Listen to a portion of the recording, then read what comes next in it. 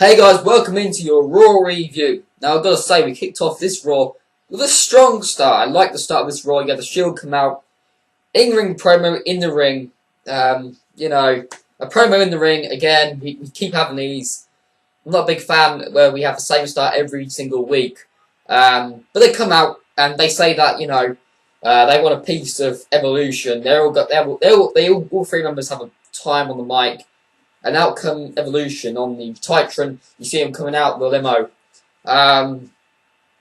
You then have the Shield who run out of the ring and actually run to Evolution and actually, have a backstage fight. And I like that. I like that they involved a backstage fight. In the first part of Raw, the first segment of Raw, they included a backstage fight, and this was good, I thought. And the Evolution Shield feud, it was a trending theme throughout this whole show. They really did highlight this feud throughout the whole show. I think they've had 3 segments in the show, 3-hour show. But they basically beat up the Shield and then they leave. They beat up Evolution and they leave. It was a pretty good start in my opinion. I like the start. The Shield won it and some, and they go get it. They're not these cookie cutter heels or Babyfaces. They want some, instead of running away from the villain or running away from the hero, they go up to their opponents and they actually go in and they want to kick some ass, and that's what I like, badass babyfaces. After that, we come to Rob Van Dam versus Jack Swagger. Zeb Coulter cutting a promo on Adam Rose, what happened last week with his debut, and then he comes out straight away, Adam Rose. And then when the bell rings, the bell rings and then he comes out. And then RVD wins by the distraction. I'm not a big fan of Adam Rose myself. He's feuding with Jack Swagger again, the man with no swag, who I don't even care about. You got 2 people who are feuding, and then the 2 people I don't care about. So fuck that. Adam Rose is not for me. It's just corny. I've moaned about him before, how he's supposed to have this gimmick which is partying all the time, you have a party. I like to party myself, I really do. And when we have a party, there's always alcohol, and you don't play fucking Hungry Hippos or go out in a bunny costume. You don't do that. You go out, you have a drink, get laid, and that's the night. Wake up in the morning, you feel shit. That's a party, alright? I just don't feel it, as more of a young adult, and having parties. I don't care about him. I can't relate to that. If you're 5 and have a party, yes. But if you're my age, no. It just doesn't go down well. After that, we come to Alicia Fox versus Paige. You end up having Alicia Fox saying Paige doesn't fit in. They're playing to her anti-diva gimmick for Paige, and then Paige ends up winning. You have Alicia Fox pretty much on Paige the whole match, and then Paige wins. And I'd like to see it a more dominant side of Paige, but this is what we got. And you end up having Alicia Fox stealing JBL's hat and walking off. I thought Alicia Fox was a babyface personally, because I believe they do a show on YouTube, the After Turtle Divas. I thought she was a babyface, or I don't even know really. But the only thing I had about this, the only negative I could say about this, was that all this stuff was happening with Paige's theme on. I was a bit confused really. It didn't really fit. But they did something with the Divas, so I give them credit for that, I guess. But, Alicia Fox, in my opinion, I think, the Divas aren't used right, and I think Alicia Fox just has some, actually has some talent with her. She had a match on NXT the other day, against Alexa Bliss. Now, she made her debut, and I like Alexa Bliss a lot, alright? I really do. But they had a really good match. Alexa Bliss, I believe she's really, really good. She's talented. Very athletic as well. And I want to see more of her. Hopefully she debuts sometime in WWE. I like her. So after that, we come to Daniel Bryan coming down to address the WWE fans, and he says he has to have a neck surgery. I don't know how long he's going to be out to. you know, when he said this, I thought they were going to strip him of the title this night, but they didn't do that. They even, you know, carried on with this feud throughout Raw as well. It was this feud and Evolution and Shield feud which was highlighted throughout the whole show. But you have him addressing the fans, saying what's happening. But the fans, they weren't really behind Daniel Bryan at all. There was some boos actually. There was actually some boos in the crowd.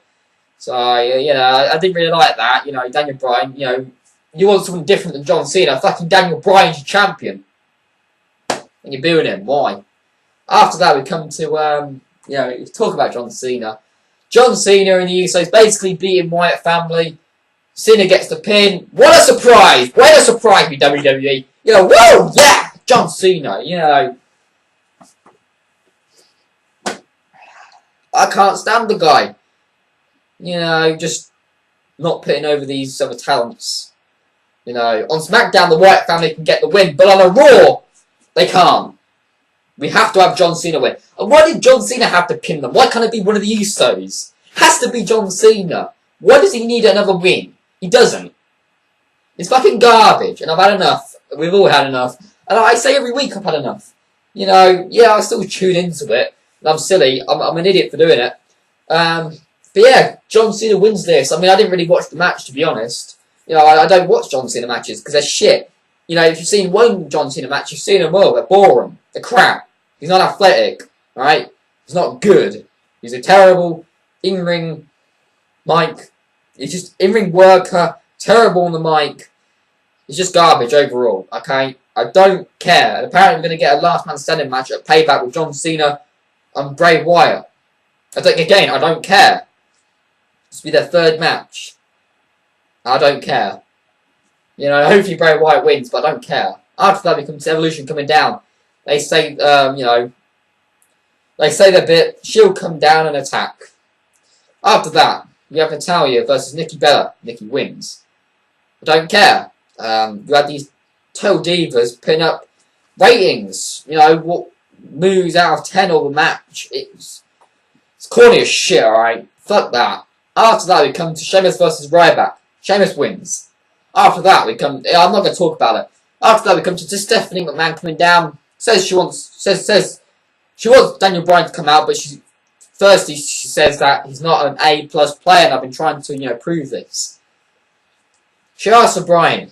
Kane comes out, dragging Daniel Bryan out, and then then you end up having Nikki coming out, and Nikki knows Brie. You have Brie coming out, and then they take Daniel Bryan to the hospital, and you have Brie Bella just pushing Stephanie McMahon, and you end up glare with Stephanie McMahon.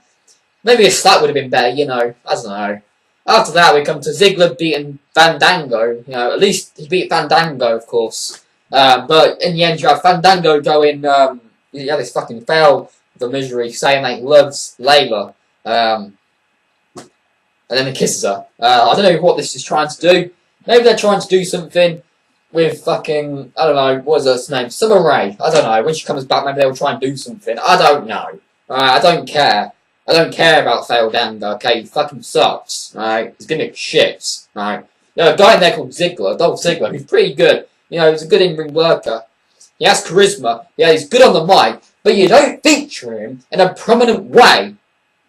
Shit, again, alright? But at least he beat Fandango, I guess. After that, we come to Hacksaw Jim Duggan coming out. It's always nice to see a legend, I guess. Gets interrupted by Lana, says Vladimir Putin is great, Mother Russia. I'm terrible, the accent. You have Rusev coming out. Big E comes out for the save. But then he gets taken out by Rusev. And you have Hacksaw Jim Duggan with Big E, you know, tending to him. So maybe a match at Payback, Alexander Rusev. I believe they call him just Rusev now, but Rusev versus, I prefer that, by the way. Rusev versus Big E. Payback. With Hacksaw Jim Duggan by Big E's side. That'd be nice, I guess. Nice mid-card match, I guess. And you have Rusev winning that. Again, I don't care about him. I care more about Big E because he's athletic. And he's good. He has charisma, right? He's pretty decent on the mic. He's not bad on the mic. He does have a lot of charisma. If you check out his... I think it's his Instagram. He's a funny guy. He's a really funny guy. Really good. He seems cool, you know. He's one of those people you'd like to hang out with. He seems cool. He does funny videos on there. You know, why can't WWE just use that kind of gimmick with him and allow him to show his skills and his talent? They don't do that. Instead, they're just going to have him job to fucking Rusev at Payback. You know, why can't we just have that biggie? You know, it's a waste of a talent. And WWE fails to capitalise on different people and different talent. And they showcase them in an absolutely terrible way. Alright? You know, they'll have their feuds, okay? They'll have their ongoing feuds, which they care about. And then they'll drop everybody else below it. And they don't care. Where was Wade Barrett this week? Where was Cesaro this week? You know, it's shit. After that, we come to our main event. Roman Reigns versus Batista. It was okay, I guess. I can't remember the result. I don't know what happened. But you end up having the heel locker room coming out. And basically, the Shield just take him out with chairs. And they take the heel locker room out. They take him out. You know, the Shield go over again. So, the Shield, throughout this Raw, is really, really, dominant. Really dominant. I stay true to my word. The Shield are the best thing on WWE TV. Period. You know, the Shield, they're good. They're really good. Badass babyfaces. It's what I want to watch. You know, badass babyfaces. People can get behind. Stone Cold. You know, he's a badass babyface. Look at someone like a Goldberg. Brock Lesnar. Kurt Angle. I can go on. People can get with these badass baby faces. People want to see someone kick some ass. Alright? Someone wants to see that. And the Shield can do that. Alright? They kick ass in this segment. And overall, I did enjoy this segment. My only worry is hopefully they're not going to recycle everything they do with this feud. And they do it again and again and again. Because I've already seen the Shield taking out the locker room. We saw it on SmackDown before. We've even seen it on a Raw. I don't want to see the same thing. You know, I want to see something different. But, I mean, the start segment with Shield was really good. But, yeah, that was the end segment. And overall, this Raw wasn't that bad, actually. It was okay. You know, I'm not a big fan of WWE at the moment. You know, it's just shows which they don't really entertain me anymore. You know, they won't have really good shows, but then when the pay-per-view comes, they'll actually have a good pay-per-view. I mean, if you look at 2014's pay-per-view, you know, pay-per-views, it ain't been that bad. It really hasn't. But if you look at the shows, they just lack. And I don't know. I just feel like I'm wasting my time at times, you know, especially when I see fucking John Cena, right? But that was your Raw review, guys. You know, it's okay, I guess. But until next time, guys. See ya. Oh, and I forgot to talk about Cody Rhodes beating Damien Sandow. Should I say any more? No.